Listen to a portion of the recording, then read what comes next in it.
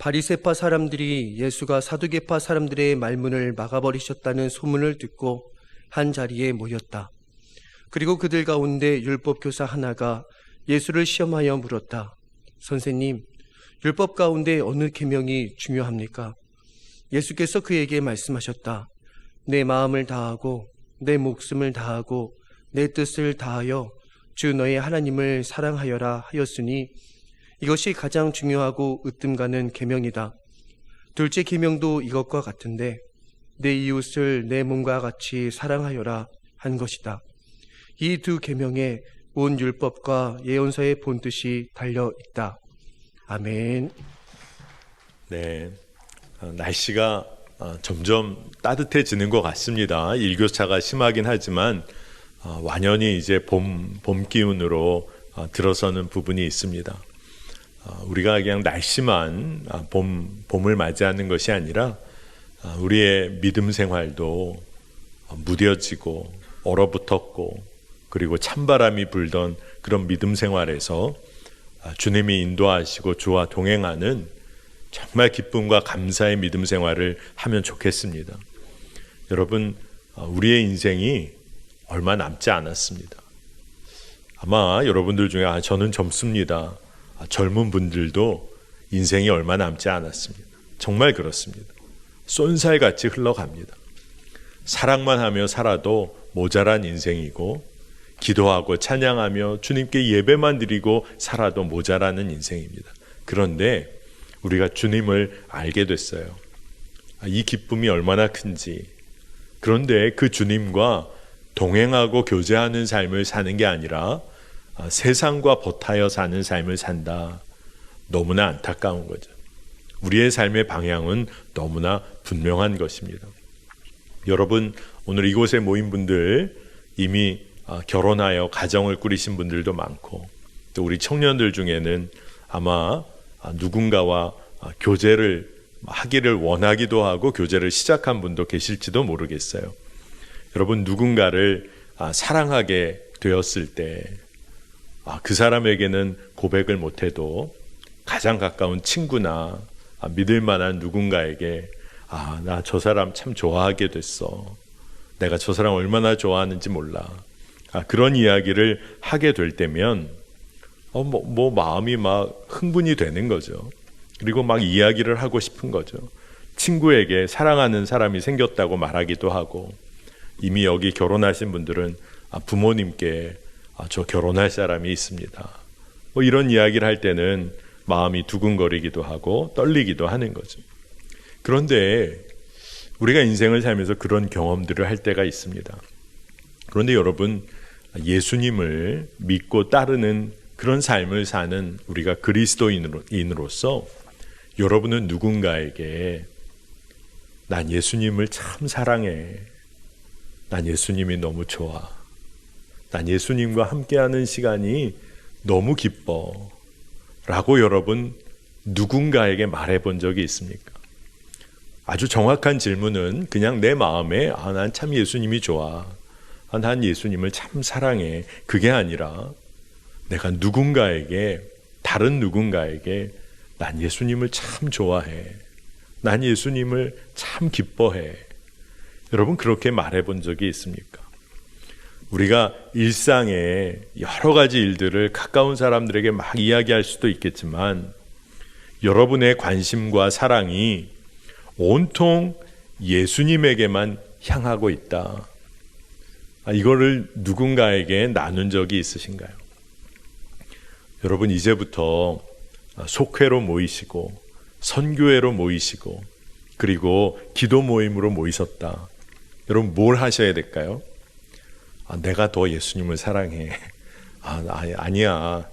그 정도 아니야. 내가 더 사랑해. 주님은 살아계셔. 내 삶에 이렇게 역사하셨는데 그 주님이 너무 좋아. 아니야. 그것보다 나는 더 놀라운 일이 있어. 여러분 우리가 모여서 주의 살아계심을 증거하고 주님을 사랑함을 고백하고 그렇게 주님을 사랑하는 사람들이 모여서 기도하고 이게 우리 인생을 완전히 뒤바꿔 놓습니다. 여러분이 이런 경험이 없다. 바로 우리 삶의 문제가 바로 그것입니다. 주님을 사랑하는지, 내가 정말 주님을 따르는 사람인지를 잘 모르는 거예요. 잘 모른다기보다 사랑하지 않고 살 가능성이 많아요. 진짜 사랑한다면 표현할 수밖에 없습니다. 우리는 예수님께서 십자가를 통하여 나를 얼마나 사랑하셨는지를 안다고 말합니다. 그렇다면 우리가 어떤 반응이 나와야 정상일까요? 나를 사랑하신 주님에 대하여 말하지 않고는 견딜 수가 없는 거죠. 그 주님께서 나를 찾아오셔서 내 안에 성령으로 임하신다. 내 안에 살고 계시다. 이건 증거하지 않고는 못 견디는 거죠. 제가 여러분들에게 이 이야기를 나눠드렸던 적이 있는데 여러분 기억하시는지 모르겠어요. 존 파이퍼 목사님이란 분이 이분이 젊은 시절에 LA 쪽에 있는 플러 신학교를 다니셨다고 합니다. 근데 어느 날 수업 시간에 토론이 막 열띠게 일어났는데 그리스도인의 사회 참여에 관한 토론이 막 열띠게 일어났대요. 근데 이 목사님이 기억하기를 제임스 모건이라는 교수님 과목이었다는 겁니다. 토론이 일어났는데 한 학생이 모건 교수님에게 아주 도전적인 질문을 한 거예요. 그리스도인의 사회 참여에 관한 그런 질문. 근데 그 도전적인 질문은 나는 교수님 입장에는 동의하기가 어렵고 교수님이 틀린 것 같고 어떻게 그럴 수가 있냐, 이런 식의 분위기로 질문을 한 겁니다. 근데 이 질문을 한 사람이 누구냐 하면 글을 쓰고 있는 존 파이퍼 목사님이 젊은 시절에. 그랬더니 이 모건이라는 교수님이 그 질문을 받고 곰곰이 생각을 하시다가 딱 한마디를 하셨다는 거예요.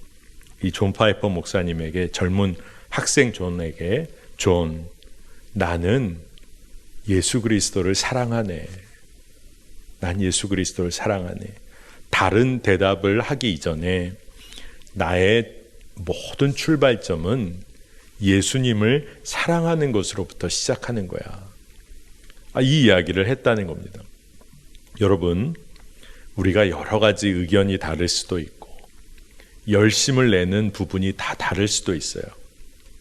그러나 우리가 한 마음을 꼭 품어야 하는 것은 우리가 예수님을 사랑한다는 거예요.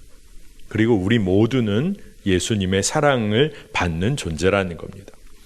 여러분, 우리가 예수님을 사랑하면, 그리고 예수님의 말씀대로 살기 시작하게 되고 우리의 삶의 방식이 바뀌게 됩니다.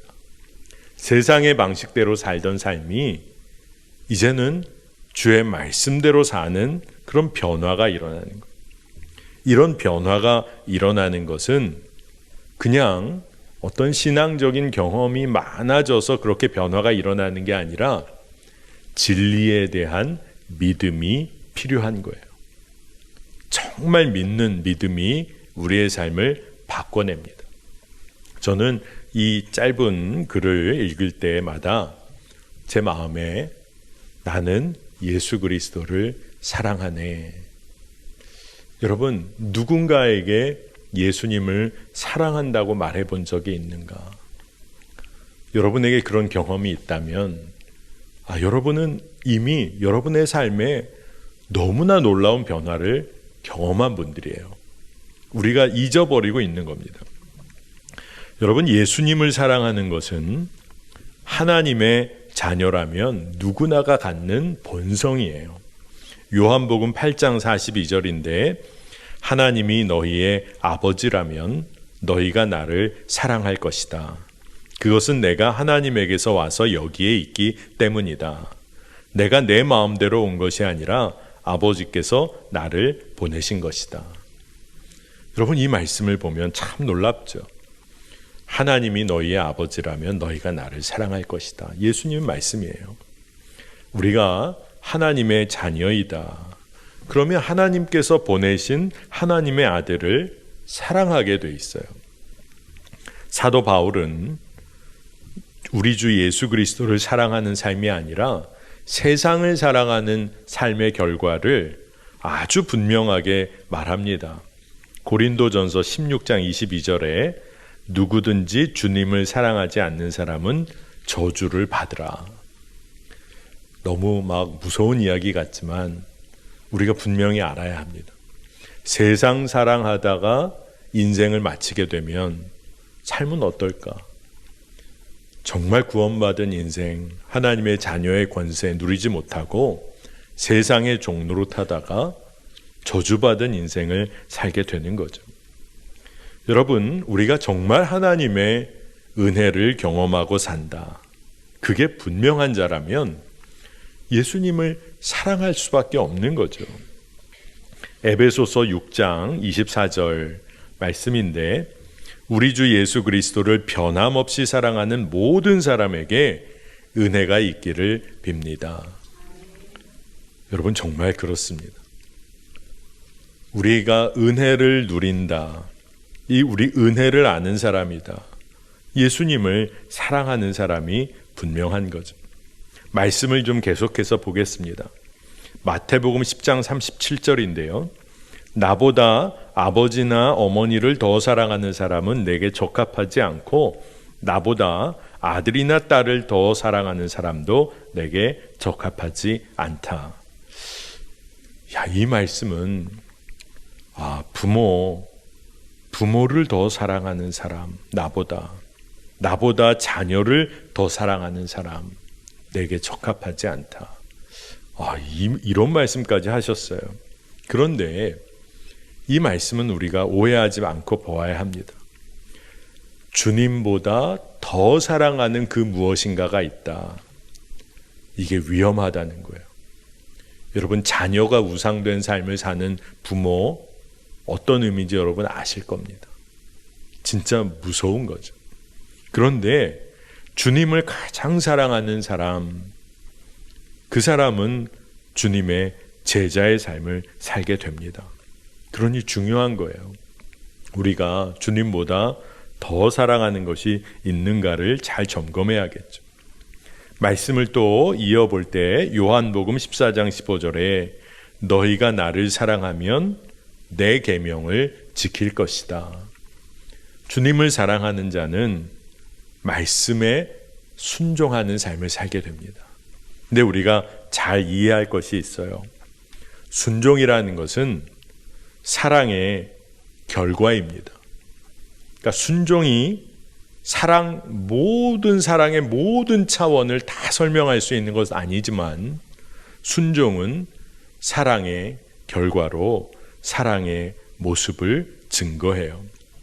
제가 오늘 말씀을 나누면서 말씀을 이렇게 쫓아가면서 우리가 정말 주님을 사랑하는 것이 왜 중요하고 그것이 왜 필요한가를 말씀을 통해서 봤어요. 여러분, 주님을 사랑하며 산다는 것은 우리 삶의 가장 핵심적이고 가장 중요한 삶의 길인 것입니다. 자, 여러분이 예수 그리스도를 사랑한다. 그리고 그 사랑을 놓치지 않고 산다. 그러면 여러분 인생 제대로 걷고 있는 겁니다. 그 길을 하나님의 가장 선하신 계획 안에 들어와 있는 거예요. 왜냐하면 하나님께서 이 세상을 이처럼 사랑하사 독생자를 주셨으니 그렇잖아요. 그러니 그 독생자 예수 그리스도를 따르며 사랑하며 순종하는 삶을 살고 있다. 그러면 하나님의 가장 선하신 구원의 계획, 그 놀라운 사랑의 계획 가운데 우리가 들어가 있는 겁니다. 여러분, 주님을 사랑하면 우리의 삶은 완전히 달라집니다. 여러분, 우리가 세상에서 한 사람 누군가를 사랑을 진짜 한다고만 해도 인생이 바뀌잖아요. 우리의 겉모습이 달라지고 누군가가 여러분을 보면서 무슨 좋은 일 있냐고 묻기도 하잖아요. 괜히 싱글벙글 하잖아요. 어려운 일 만나도 나한테 맡겨달라고 그러면서까지 아주 다른 삶을 살게 됩니다. 사랑하면 개인의 삶에도 변화가 있고 사회적인 삶도 변화가 일어납니다. 주님을 사랑하는 자들이 사회를 변화시킵니다. 그런데 오늘 우리가 말씀을 통해서 꼭 점검하기 원하는 것은 이러한 주님을 사랑하는 삶이 온전한가, 정말 온전히 주님을 사랑하는가, 이것은 무엇을 보면 점검할 수 있냐 하면 다른 이들을 온전히 사랑하고 있는가. 내 삶이 나만 챙기는 삶에서 내 주변의 다른 이들을 온전히 사랑으로 섬기고 있는가. 이런 변화가 있다, 내 삶에. 그러면 여러분은 주님을 정말 사랑하고 있는 삶을 살고 있다는 거예요. 사람들이 얼마나 자기 챙기기를 좋아합니까? 지독한 자기 사랑에 빠져 삽니다. 하나님께서 우리를 창조하실 때 하나님의 형상대로 창조하셨다고 했어요. 여기에는 여러 가지 의미가 있지만 하나님의 형상대로 창조된 인간은 영적인 존재라는 거예요. 하나님과 교제하고 소통할 수 있는 그런 존재로 창조되었다는 겁니다. 또 하나님의 형상대로 창조되었다는 것은 우리가 회개할 능력이 있는 존재라는 거예요. 다시 말해서 우리의 삶을 되돌아보고 성찰하고 회개할 수 있는 존재라는 겁니다. 여러분이 키우는 집안에 강아지가 저녁이 되면 뭔가 사색에 빠지고 내가 오늘 뭘 잘못했지, 뭐 이런 개는 없잖아요. 먹을 거 하나 딱 이렇게 간식 하나 보여주면 뭐 세상 행복해지잖아요. 그리고 뭐 언제 그랬냐는 듯이. 근데 왜 인간은 밤늦게 혼자 있을 때 내가 오늘 어떤 삶을 살았지, 누가 시키지도 않았는데 또 말씀이 마음에 떠오르기도 하고 기도하며 회개하는 삶을 삽니다. 하나님의 형상으로 창조되었기 때문에 그래요. 하나님의 형상대로 창조되었기 때문에 영적인 존재이고 회개할 수 있는 존재, 삶을 돌이키게 되니까 하나님의 뜻대로 살 수 있는 길을 찾아갑니다. 그렇게 살도록 디자인이 돼 있어요. 우리의 삶은 그렇게 창조가 돼 있다는 겁니다. 그런데 문제는 그렇게 창조된 우리 인간이 우리의 정말 탐욕적인 본성이 드러나게 되는데 타락한 이후에 인간의 본성이 손상이 된 거죠. 하나님만 예배하고 하나님과 늘 교제하고 하나님을 사랑하고 회개하며 사는 삶, 이런 모든 것들이 손상이 된 겁니다. 그래서 지독히 자기를 사랑하며 사는 존재로 빠져버렸어요. 여러분이 아주 여러분의 가족 챙기고 여러분 스스로 챙기고 내가 하는 일만 챙기고 그러면 모든 사람들이 다 행복해야 되잖아요. 그렇게 자기 사랑하며 살았는데. 근데 이상하죠. 자녀를 끔찍하게 사랑했는데 자녀가 답답하다고 그러네요. 그렇죠? 내가 자녀를 끔찍하게 사랑하고 위했는데 아이가 가출을 하네요. 그렇게 사랑했는데 왜 그럴까요? 내 뜻대로 사랑하니까. 그렇게 나 사랑하며 살았는데 날 위해서 모든 것을 다 투자했는데 왜 그렇게 마음이 아프고 공허하고 마음에 분노가 일어나고 지독한 자기 사랑이 갖는 위험성이에요. 계획한 일이 내 뜻대로 안 됐어요. 속상한 거예요. 내가 그렇게 좋아하는 거 했어요. 근데 금세 마음이 시들해져요. 그러다 보니까 어떻게 삶이 돌아가게 되냐. 끊임없이 자기 자신을 만족시키려는 삶을 삽니다. 그런 욕구를 가지고 살아요. 심리학자 중에 탈 벤 샤하르라는 사람이 있는데 이 사람이 하버드 대학에서도 아주 인기 있는 강의를 하는 그런 심리학 교수라고 해요. 심리학자. 그런데 그가 어떤 이야기를 썼냐 하면 그가 16살 때 스쿼시 대회에 나갔는데 이스라엘 챔피언이 된답니다. 16살 때 스쿼시 대회 이스라엘 챔피언이 됐다는 거예요. 근데 그가 매일 6시간씩 5년 동안 연습을 했답니다. 매일 6시간씩 5년 동안 연습을 해서 그 성과가 우승이라는 결과로 다가왔다는 거예요. 엄청나게 기뻤답니다. 그 우승한 그날 그 시간 너무 기뻐서 수많은 사람들과 파티를 하고 집으로 돌아가는데, 집으로 돌아가면서 시간이 흘러가는데 그 우승의 기쁨이 3시간밖에 지속되지 않았다는 사실로 인해서 깜짝 놀랐다는 거예요. 5년 동안 매일 연습하고 그리고 결국 도달한 목표를 달성했는데, 그렇게 기뻐하며 파티를 하고 집에 돌아왔는데, 그리고 나서 3시간이 지나고 나니까 공허해지고 기쁨이 사라지는 것을 보면서 이게 뭔가.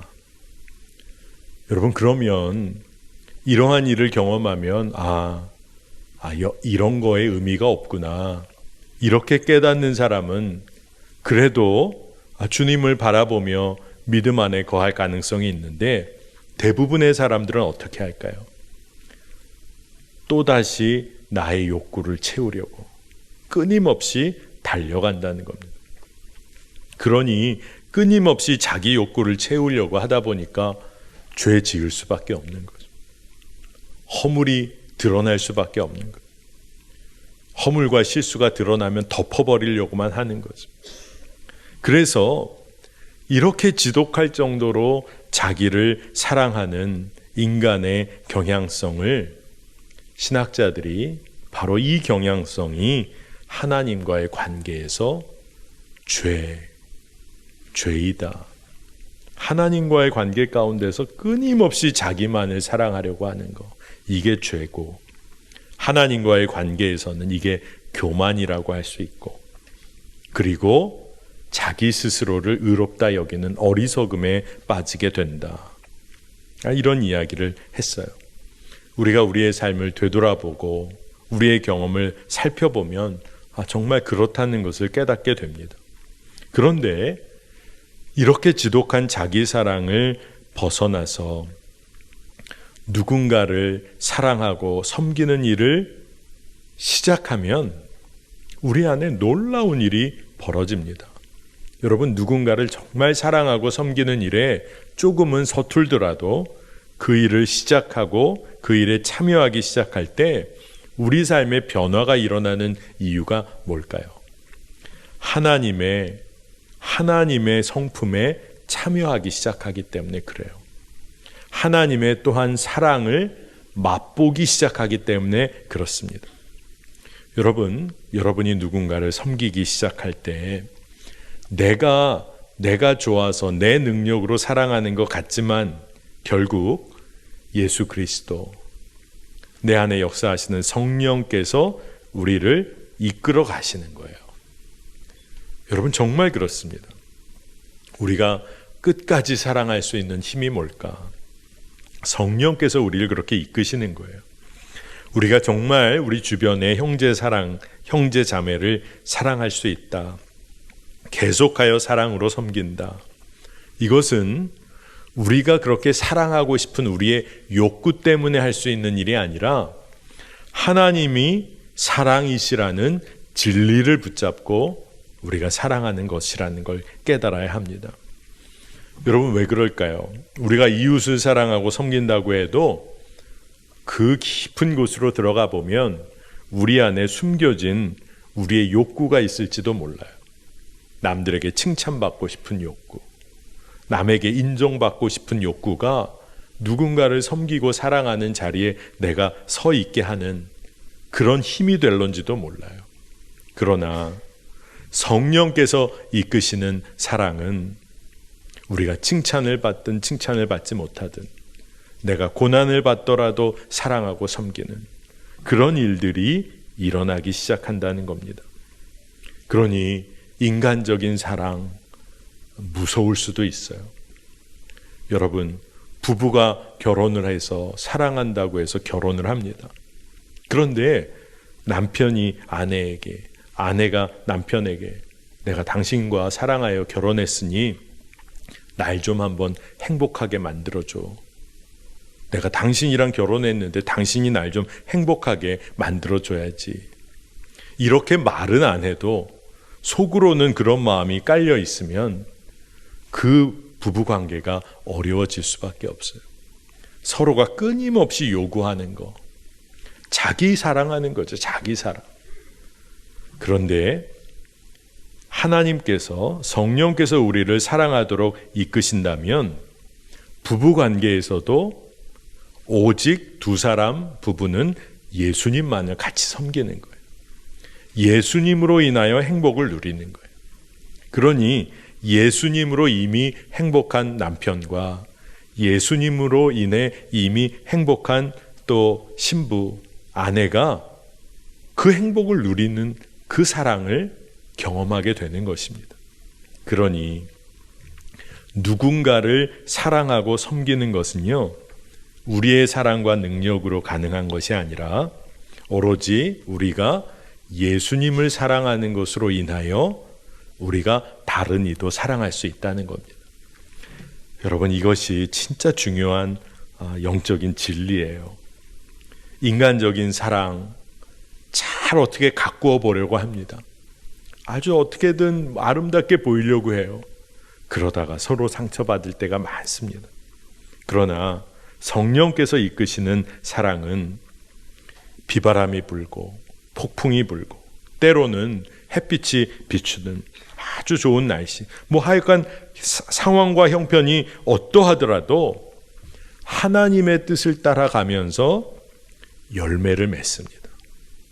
주님을 깊이 사랑함으로 열매를 맺어요. 여러분, 그러니 진짜 사랑은 하나님의 사랑과 은혜를 믿는 믿음으로부터 시작되는 거예요. 서로 인간의 경험을 의지하는 것이 아닙니다. 여러분, 오늘 우리가 말씀을 봤어요.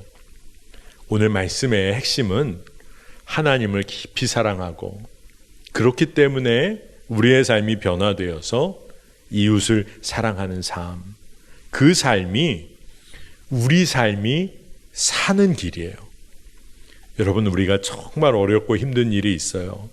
마음에 상처가 있어요. 누군가 날 위로해 줬으면 좋겠어요. 그러면 그러한 문제로부터 살아나는 길은 한 가지예요. 하나님을 더욱 깊이 사랑하는 거예요.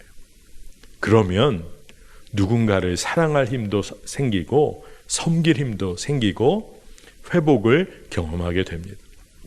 오늘 말씀에 바리새인들이 예수님한테 질문을 하면서 이거 한번 풀어봐라, 이런 아주 그냥 마음으로 아주 질문을 합니다. 그런데 이런 질문은 마치 어떤 선생님 골탕 먹이려고 학생들이 정말 짜내는 질문 같은 그런 분위기도 있어요. 그런데 진짜 우리가 봐야 할 것은 말씀이신 예수 그리스도, 그리고 우리의 구원자 되시는 예수 그리스도, 하나님의 아들 예수 그리스도에게 질문을 하는데, 하나님의 말씀, 하나님의 율법 중에서 가장 큰 율법이, 가장 중요한 말씀이 무엇입니까? 이런 질문을 하는 겁니다. 바리새인들이 그렇게 하고 있어요. 근데 이 질문이 참 어색한 것은 말씀이 육신이 되신 예수님에게 말씀에 대한 질문을 하면서 한번 맞춰봐라, 이런 분위기로 질문을 하는 겁니다. 그러니까 예수님이 대꾸를 안 하실 수도 있고 기분 나쁘다는 식으로 반응하실 수도 있는데, 예수님이 진짜 마음을 다하여 대답을 하셨어요. 오늘 말씀 37절에 내 마음을 다하고 목숨을 다하고 뜻을 다하여 주 너의 하나님을 사랑하여라. 너무나 잘하는 말씀인데 이 말씀을 다시 한번 아주 진지하게 말씀을 해 주십니다. 왜 예수님께서 말도 안 되는 질문을 하는 그런 분위기 속에서 마음을 다하여 대답을 하셨을까? 예수님은 하나님 아버지를 정말 사랑했으니까. 엄청난 사랑과 신뢰를 하나님 아버지께 올려드렸기 때문에. 그러니까 그걸 말씀하실 수밖에 없는 거예요. 그리고 우리가 그렇게 할 수 있다면 우리는 왜 그렇게 할 수 있는 걸까요? 하나님이 우리를 그렇게 만나주셨어요. 독생자를 내어주시기까지 우리를 사랑하셨어요. 진짜 놀라운 말씀인 거예요. 우리가 마음을 다하고 목숨을 다하고 뜻을 다하여 하나님을 사랑한다. 이것은 사실은 이미 우리가 그렇게 살도록 성취되어진 말씀입니다. 왜냐하면 예수님이 십자가에서 우리를 그렇게 사랑해 주셨으니까. 이미 우리 안에 성취된 말씀이에요. 그리고 두 번째로 내 이웃을 내 몸과 같이 사랑하여라. 진짜 놀라운 말씀을 또 해 주십니다. 그러니까 예수님이 바리새인들의 질문에 이렇게 말씀을 해 주신 것은 바리새인들의 입장에서 보면 자신들이 살 길을 예수님이 알려주신 거예요. 근데 바리새인들은 아마 이 이야기를 들으면서 아마 속으로 그런 생각했을 겁니다. 우리도 아는 얘기인데, 우리도 아는데 신명기 6장 5절, 신명기에도 나오고 레위기에도 이미 이 말씀이 있고 아마 다 안다고 그렇게 여겼을 거예요. 그런데 왜 이 정도의 반응밖에 바리새인들이 하지 못했을까? 그들은 하나님에게 그들의 삶 전부를 내어드린 경험이 없었던 거죠. 말씀에 반응을 해야, 온전히 반응을 해야 하는데 하나님의 마음을 제대로 경험해 본 그런 기회, 경험이 없었던 거예요. 여러분, 우리가 하나님을 사랑하고 내 이웃을 사랑하라. 이것은 우리 그리스도인들이 살아가는 삶의 전부입니다. 전부예요. 여러분, 하나님과의 관계가 없다면 우리는 이 땅을 어떻게 살까요? 사실은 살 수 없는 거죠. 하나님이 우리를 지으셨고 하나님이 우리를 사랑하시는데, 그리고 하나님의 형상대로 지음받았는데 하나님과의 관계 없이 내가 이 땅을 산다. 불가능한 일이에요. 하나님과의 관계 없이 내 삶을 어떻게 설명할 수 있을까? 불가능한 일이에요. 그러니 하나님을 깊이 사랑하고 그리고 내 삶에 변화가 일어나면서 이웃을 깊이 사랑하는 삶을 산다. 이것은 정말 축복 중에 축복입니다. 예수님께서 가장 작은 자에게 행한 것이 곧 나에게 한 것이다. 이 말씀을 하셨잖아요. 그러니 하나님을 사랑하는 자는 이웃을 사랑하며 살 수밖에 없어요. 이웃을 내 몸과 같이 사랑하는 자는 하나님을 사랑하는 사랑이 너무나 분명한 사람인 거예요. 그러니 여러분, 사랑하는 삶 사시기를 축복합니다. 여러분의 삶을 완전히 뒤바꿔 놓는 힘은 사랑이에요. 돈 아닙니다. 진짜 아니에요. 여러분, 한번 생각해 보셨어요? 사랑하면요, 삶이 바뀌고 살아납니다. 제가 목회하면서 정말 삶이 변화된 분들을 보게 될 때는 대부분이 섬기는 일에 자신의 시간과 재능과 재정을 내어 드린 분들이에요. 토요일 아침마다 노숙인 식사 사역을 하는 청년들이 있었어요.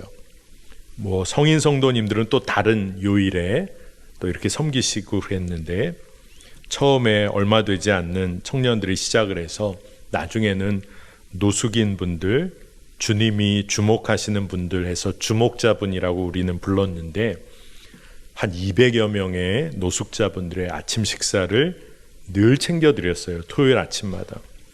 그런데 거기에 청년들이 그렇게 나옵니다. 돌아가면서도 적어도 한 30여 명의 청년들이 늘 나와요. 직장 생활하고 토요일날 늦잠 잘 수 있는 그때 정말 새벽부터 식사 준비해가지고 200명분의 식사를 가지고 나갑니다. 이 친구들이 어떻게 이게 매주 가능할까? 기쁨이 있는 거죠. 육신적으로는 힘들지만 자기의 삶에 정말 새로운 활력을 주는 것이 사랑하고 섬기는 것을 경험하는 거예요. 주중에 저녁 시간에 독거노인 분이 계시는 곳을 지역에 이렇게 추천을 받아서 찾아갑니다. 먹을 거 가지고 가면 혼자 계시는 어르신들이 거의 식사를 제때제때 안 하세요. 하루에 그냥 세 끼 다 안 챙겨 드십니다. 근데 아들, 딸 같은 손자, 손녀뻘 되는 친구들이 가서 같이 식사하고 기도하고 말씀도 나누고 또 어떤 때는 붙잡혀서 어르신들이 주는 간식을 먹고 오는 청년들이 있는데 전혀 예상하지 못한 간식 때문에 좀 고통을 겪는 경우도 있더라고요. 이거를 먹으라고 주셨는데 기쁨으로 먹어야 되니까. 근데 그러고 나서 얼마나 좋아하는지 모릅니다. 비혼모라고 하죠. 엄마들 쉼터에서 자녀들과 놀아주는 일들, 또 장애인 자녀 가정을 섬기는 일들, 다 자기의 시간과 재정, 은사를 흘려보내야 하는 일이에요. 그런데 세상의 눈으로 보면 어리석다고 할지 모르죠. 왜 그렇게 시간 쓰고 재정 쓰고 피곤한데 쉬지도 않고. 그런데 왜 그렇게 할까요? 그리고 그렇게 하면서 왜 그렇게 힘을 얻는다고 할까요? 자기 자신을 위해서 사는 인생에 빠져 살다. 이제는 누군가를 사랑하고 섬기는 일을 하게 돼요. 하나님의 사랑 때문에. 그래서 홀로 외로움에 빠져 살던 사람들이 회복이 됩니다. 누군가를 섬기는 일을 통해서. 자기는 늘 사랑받지 못한 존재라고 늘 불평하고 원망하며 살던 친구들이 섬기는 과정, 사랑을 흘려보내는 일을 통해서 내가 진짜 하나님의 사랑을 받는 하나님의 자녀구나 깨닫게 되는 거예요. 재정을 모아서 소위 자기에게 소위 명품이다, 세상 유행하는 거 다 자기 위해서 쓰던 친구들이 이상하게 선교하고 흘려보내는 일에 재정을 쓰기 시작해요. 그리고 그게 기쁘다고 합니다. 여러분, 우리가 진짜 살아나는 길이 뭘까요? 하나님을 사랑하는 거예요. 내 삶의 것으로 다 사랑하는 겁니다. 그런데 하나님은 우리에게 어떻게 해주고 싶어 하실까요? 우리에게 모든 것을 부어주기 원하시는 거예요. 그리고 하나님을 더 깊이 알아가고 그리고 주로 인한 기쁨을 이 땅에서부터 누리라고 이끌어 주시는 겁니다. 여러분, 오늘 말씀을 잘 봐야 합니다.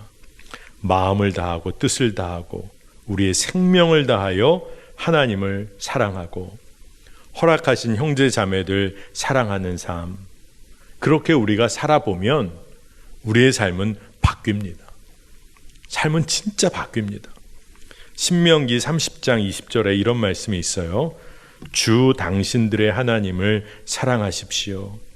그의 말씀을 들으며 그를 따르십시오.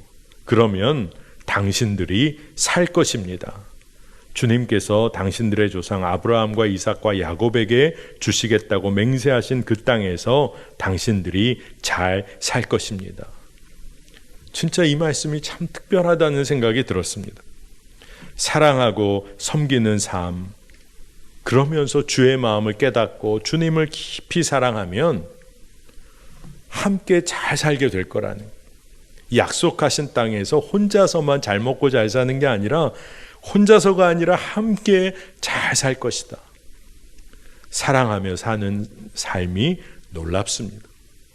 그런데 살아계신 그리스도, 그 사랑, 그거 모른 채로 살고 살아계신 주님과의 관계가 전혀 없이 산다, 사랑 없이 산다, 무서운 삶인 거죠. 더 무서운 건 뭘까요? 그리스도인이라, 교인이라, 신앙생활 오래 했다. 그런데 주님을 사랑하는 삶과는 거리가 먼 삶, 주님과의 교제는 없는 삶, 이건요 괴기 공포 영화보다 더 무서운 거예요. 여러분 정말 한번 이거 깨달아야 합니다. 우리는 주님을 사랑하는 자로 부름받은 거예요. 여러분 마음껏 사랑하며 주님과 교제할 수 있다. 이게 얼마나 복된 일입니까? 여러분 우리의 삶을 이 사랑 안에서 바꿔보고 싶고 여러분이 살고 있는 공동체, 그룹, 사회를 조금이나마 더 정의롭고 하나님의 사랑으로 풍성한 그런 곳으로 바꿔보고 싶은 마음이 있으시다면 한 가지를 도전해 보시면 돼요. 주변에 형제, 자매, 이웃의 짐을 짊어져 주는 일에 마음을 한번 내어 보세요. 재고 따지고 섬기고 사랑하는 거 아니라 그냥 아무 조건 없이 사랑하고 섬겨보는 겁니다. 왜 내가 그런 일 해야 하냐? 왜 나만 그렇게 해야 되냐? 아니에요. 그리스도의 몸에 속한 지체들은 누구나 다 그렇게 사는 겁니다. 그러니 저 사람은 왜 안 하나요? 그게 아니에요. 내가 할 수 있으니 기쁜 거예요. 그리스도의 몸에 속한 지체라면 서로가 서로를 챙겨주고 지탱해주고 짐을 짊어져 주는 겁니다. 한 몸이니까 그렇게 하는 거예요. 그런데 참 이상한 영적인 진리는 우리가 그렇게 할 때 자유함을 누려요. 하나님의 사랑 안에 더 깊이 거하게 돼요. 자기 중심적인 사랑, 자기 사랑으로부터 벗어나게 돼요. 그리고 성령님이 이끄시는 대로 삽니다. 이게 진짜 기쁨이 되는 거예요. 예수님을 따르는 사람, 자, 예수님은요, 자기 자신을 내어주셨어요. 그것을 통하여 하나님의 놀라운 구원의 계획과 사랑을 온전히 이루셨어요. 자기를 내어주셨어요. 그러니 우리가 예수님을 따르니 우리는 나만 사랑하는 삶에서 벗어나는 거예요. 근데 주님이 모든 것을 나에게 주셨으니까 지금 내가 가지고 있는 거 그거 붙잡을 필요가 없어요. 그리고 그 사랑을 흘려보내면 되는 겁니다. 하나님은 놀라운 계획을 갖고 계세요.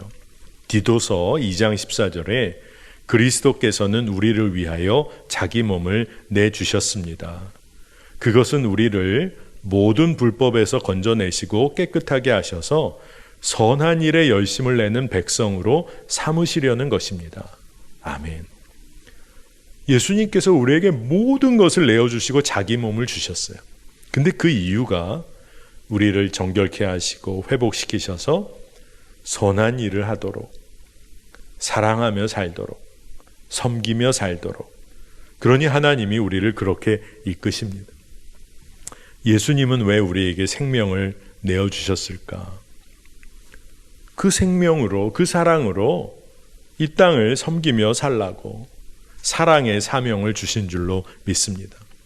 지난 주일에 오후에 우리 청년 교회가 창립 예배를 드렸어요. 제가 마음이 너무 감사하더라고요.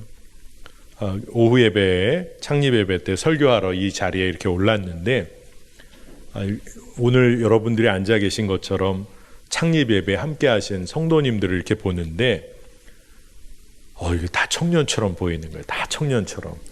제가 눈에 뭐가 씌인 것도 아니고 다 청년처럼 보이는 거예요. 근데 어떻게 보이느냐? 매화교회에 30년 전에 저분이 청년이었겠구나. 20년 전에 청년이었겠구나. 그 당시에 말썽도 많이 피셨겠구나. 청년이셨던 성도님들의 그런 모습들이 보이는 겁니다. 근데 지금 이 나이에 이르시기까지 믿음 생활을 잘 달려오셨구나. 그런 생각이 들었어요. 여러분, 우리가 어떻게 믿음 생활을 20년도 하고 30년도 하고 그래서 믿음의 경주로 하나님 나라 갈 때까지 그렇게 믿음의 삶을 살 수 있는 걸까요? 우리가 어떻게 우리의 능력으로 할 수 있을까요? 아니에요. 우리가 이 교회 떠나지 않고 믿음 생활 떠나지 않고 주님을 붙잡으며 늘 예배하는 삶을 살 수 있는 건 뭐예요? 하나님의 사랑이 멈추지를 않으니까. 하나님이 늘 은혜로 우리를 부어주시니까, 은혜로. 그럼 우리가 흔들리지 않고 청년 때부터 또 이 나이까지 오는 겁니다. 오후 예배 그때 제가 설교하면서 그 얘기를 했어요. 언더우드 선교사님 25세 때 조선 땅에 오셨어요. 주님 사랑, 주님을 사랑하는 마음으로. 그래서 전혀 알지 못하는 조선 땅 하나님의 자녀 사랑하는 일에 쓰임 받으려고 그렇게 왔어요. 아펜젤로 선교사님 27살 때. 그때 하나님의 사랑이 너무 커서 말씀에 순종해서 한국 땅, 조선 땅으로 옵니다. 그래서 사랑하는 일, 복음을 전하는 일을 했어요. 이 땅이 변화된 거죠. 하나님의 사랑에 붙잡힌 사람들이 삶이 변화되고 세상을 변화시켰어요. 여러분, 하나님을 전심으로 사랑하시기를 축복합니다. 나를 이미 사랑하신 분을 사랑하시는 거잖아요. 그리스도 안에서 내 몸인 이웃을 사랑하며 사는 겁니다. 매일, 매 순간 어떤 기회가 생긴다면 여러분 무슨 일을 해야 될까요? 하나님을 사랑할 기회로 삼으셔야 돼요. 매 순간 여러분의 이웃을 사랑할 기회로 삼으셔야 돼요. 자기 사랑에 갇혀 사는 삶이 정말 아픈 삶입니다. 후회도 많고 상처도 많고. 그런데 하나님을, 이웃을 사랑하는 매 순간을 살아간다. 우리의 삶은 바뀌어요. 그리고 주의 사랑으로 풍성해집니다. 성령께서 우리를 이끌어 가세요. 여러분, 오늘 이곳에 모인 분들 한번 가정에서부터 여러분이 일하는 곳, 속회와 선교회 진짜 사랑만 해보시기를 축복합니다. 주님을 사랑할 기회로 삼으시는 거예요. 아, 저분을 위해 내가 기도해야겠다. 여러분, 그 마음이 드셨다면 어떻게 하셔야 돼요? 끝까지 기도하시기를 축복합니다. 자녀를 사랑한다. 사랑하면 기도하는 거죠. 품어주는 거죠. 그러면 변화합니다. 변화의 놀라운 역사를 여러분도 경험하시고 여러분이 함께하는 이들과 함께 놀라운 사랑의 변화 경험하게 되시기를 축복합니다.